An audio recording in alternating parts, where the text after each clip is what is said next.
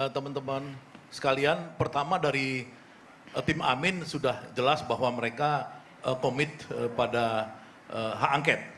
Jadi hak angket ini kan merupakan hak partai politik yang dijamin oleh undang-undang. Tiga-tiganya tuh ya, Nasdem, PKB, ya, PKS. Ya, so far itu nggak ada masalah. Mereka komit dan bahkan mungkin dari pihak Nasdem hari ini sudah mengeluarkan statement, dia akan jalan tanpa menunggu lagi restu Bu Mega atau quote and quote restu Bu Mega ya. Selama ini menunggu karena ide itu berasal dari Ganjar Pranowo.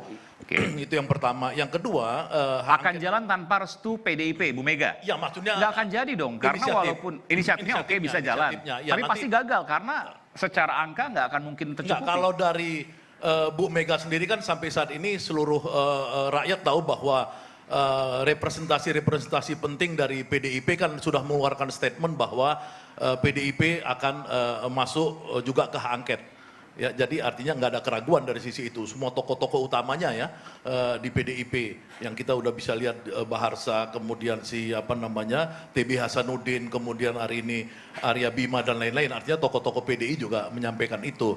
Jadi saya pikir hak angket ini kan hak yang biasa milik partai politik, ya, milik DPR untuk dia mempertanyakan sesuatu hal dan dijamin oleh Undang-Undang Dasar 45 bahwa dia punya hak. Jadi nggak ada masalah. Saya pikir hak angket ini akan berjalan karena apa? Karena saya tanyakan langsung kalau gitu. Kapan inisiatif ini akan ditandatangani, ditulis dan diserahkan? Saya belum tahu persis ya, tapi yang saya beberapa kali memberikan statement ya terkait dengan hak angket ini, misalkan agar Surya Paloh itu melit aja hak angket ini. Karena apa? Karena supaya tidak ada keraguan-raguan kapan atau lebih lama ya.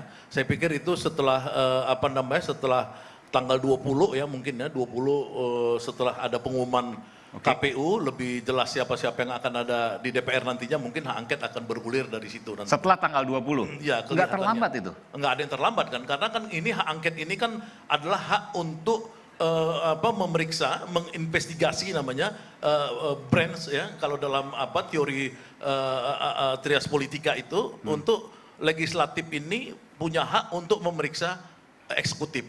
Jadi itu nggak ada masalah. Siapa yang mau diperiksa? Ya Jokowi dong. Presiden Jokowi dan ininya kebijakannya kan, itu kan udah pasti dalam Undang-Undang Dasar 45 dijamin itu, jadi nggak ada masalah. Cuma ini harus dijelaskan juga, kan yang mengelola pemilu itu kan KPU, pengawasnya Bawaslu. Kenapa Pak Jokowi?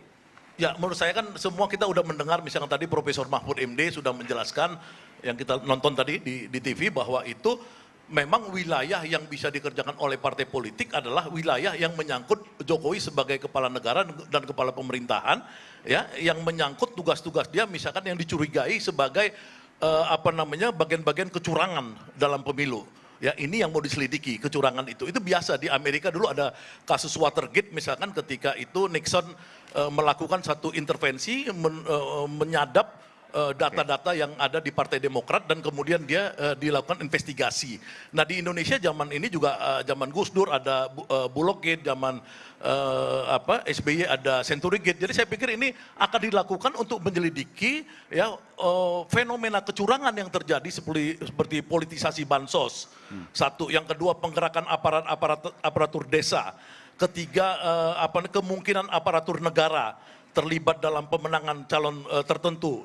Ya, itu harus diselidiki, termasuk kemungkinan negara dalam hal ini pemerintah mendukung adanya kecurangan di KPU atau di sistem informasi KPU. Jadi saya pikir ini adalah hal yang biasa saja harus dilakukan. Terima kasih. Ini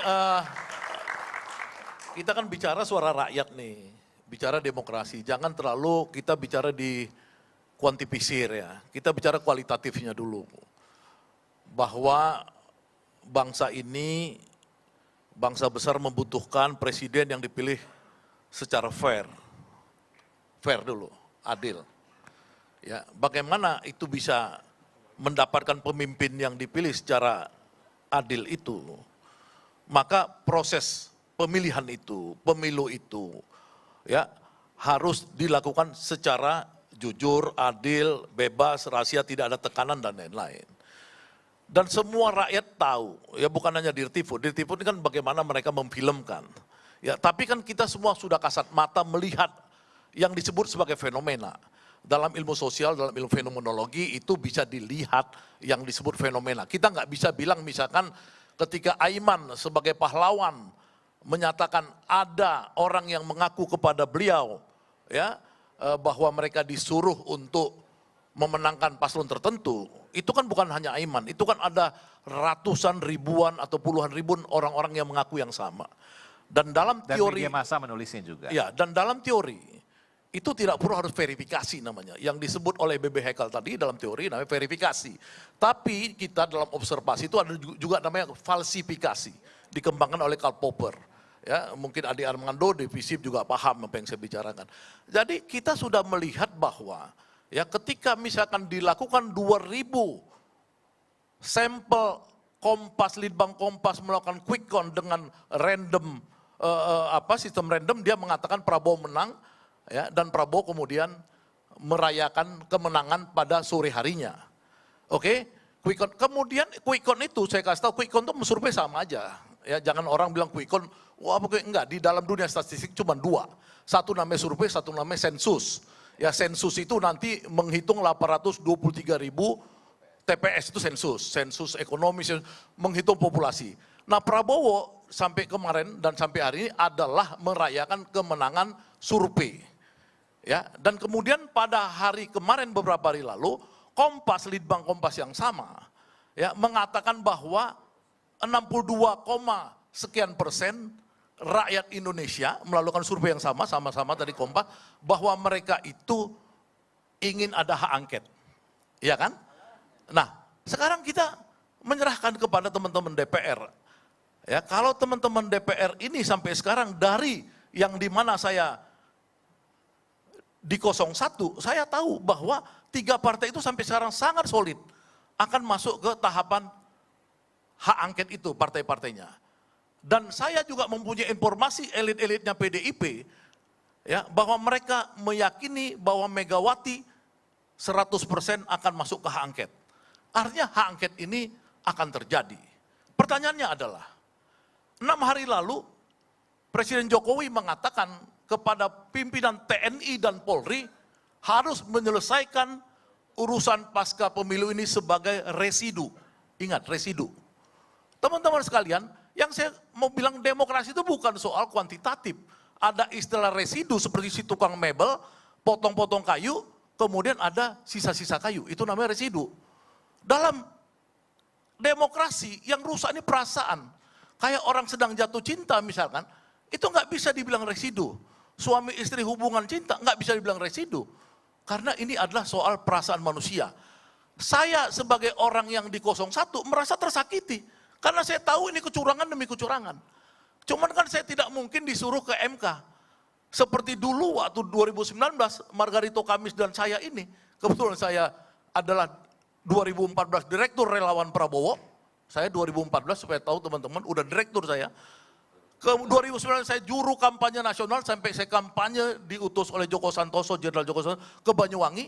Ya, dan saya tahu 2014 nggak ada kecurangan. 2014 nggak ada kecurangan. Makanya saya itu pasrah. 2019 saya tahu ada kecurangan. Dan saya melawan, menggerakkan teman-teman. Ya, menggerakkan betul-betul menggerakkan sama Margarito dan lain di depan Bawaslu itu. Nah, sekarang saya merasakan juga, melihat juga ada kecurangan. Pelakunya sama nih, kira-kira. Iya kan? Nah, makanya kita mendukung aja hak angket ini sebagai satu saluran di luar MK. Karena terus terang aja, seperti Pak Mahfud MD ya di 03, di 01 juga akan mengambil juga jalur MK. Melaporkan yang namanya kuantitatif tadi. Silahkan kalau MK memutuskan Prabowo menang, itu urusan MK. Ya, tapi yang jelas, hak angket ini dilakukan untuk supaya kita ke depan mengetahui bahwa ada kecurangan dalam pemilu 2024 ini. Pertanyaannya apakah itu akan terjadi atau tidak? Atau bisa jadi tidak solid tadi disampaikan oleh Saya yakin terjadi. Saya itu buat pledoi ya di tahun 2021 ketika di penjara Jokowi. Namanya selamatkan demokrasi. Karena saya sudah melihat bahwa Jokowi ini adalah pemimpin zolim. Ya, beda dengan Anda waktu dulu masih di prank sama Jokowi, kalau istilah Rudy Kemri. Jadi ginilah, kita ini memang pelaku-pelaku 98, ya disebut Profesor TB tadi, saya pelaku 98. Saya pejuang demokrasi dari tahun 80-an, dipecat dari ITB, dipenjara Soeharto, ya kan, ngelawan terus Soeharto sampai Soeharto tumbang. Ya kan, artinya saya membuat ada demokrasi di Indonesia ini. Nah, saya juga sekarang bertahan untuk menyamakan demokrasi. Demokrasi itu penting karena kita ini melawan sistem feodal di Indonesia, budaya feodal yang sekian lama. Nah, sekarang ini bangsa Indonesia digoncangkan lagi oleh Jokowi, dan sekarang ada kesempatan. Ketika Jokowi di akhir jabatannya ini, dia tidak bisa lagi menggenggam partai-partai yang selama ini dia kendalikan. Jadi saya yakin bahwa ini akan terjadi, ya, yang namanya hak angket. Dan disinilah dengan hak angket ini kita membongkar kecurangan-kecurangan itu, menegakkan kembali demokrasi. Jadi betul saya sama dengan Anda, bukan kita soal Prabowo atau Anies atau apa lagi. Ini soal anti demokrasi ini, orang-orang anti demokrasi harus dienyahkan dari Indonesia. Itu dari saya, terima kasih.